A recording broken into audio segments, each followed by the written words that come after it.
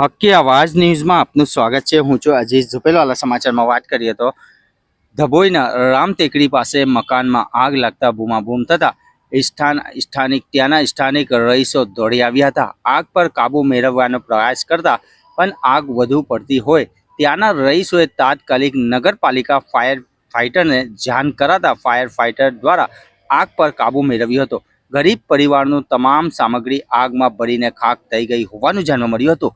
ધભોઈ દસાલાલ વાડી પાસે આવેલ રામ ટેકરી વિસ્તારનો બનાવ જૂની બાંધણીના લાકડાના કાચા મકાનમાં શોર્ટ સર્કિટના કારણે આગ લાગી હોવાનું જાણવા મળ્યું હતું। જ્યારે વિસ્તારના હિન્દુ મુસ્લિમ યુવાનોએ પાણીનો મારો ચલાવ્યો હતો પરંતુ આગ કાબૂમાં નહીં આવતા ધભોઈ નગરપાલિકા ફાયર ફાઇટરને જાણ કરવામાં આવી હતી।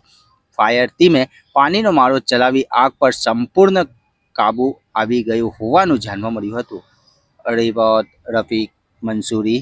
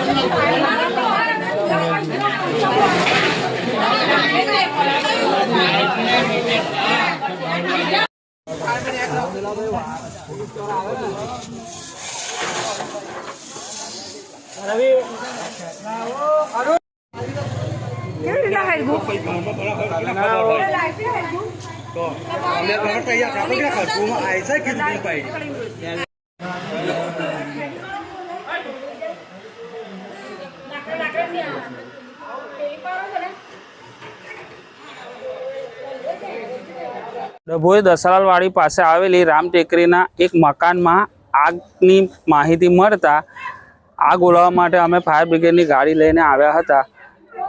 એ આવીને જોયું તો મકાન આખું બળીને ખાખ થઈ ગયેલું હતું। એમનો માલ સામાન કશું બચેલો નથી, અંદર બધું બળીને ખાખ જ થઈ ગયું છે। કેટલી વારમાં આગ કાબુ મેળવ્યો? લગભગ 15-20 મિનિટ જેવી મહેનત કર્યા બાદ આગ કાબૂમાં આવી હતી। કેટલું નુકસાન હશે આશરે? નુકસાન તો હવે બહુ અંદાજિત આપણને ખબર નથી, પણ બધું અંદર માલ સામાન બધો બળીને એમનો ખાખ થઈ ગયો છે, કશું બચ્યું નથી।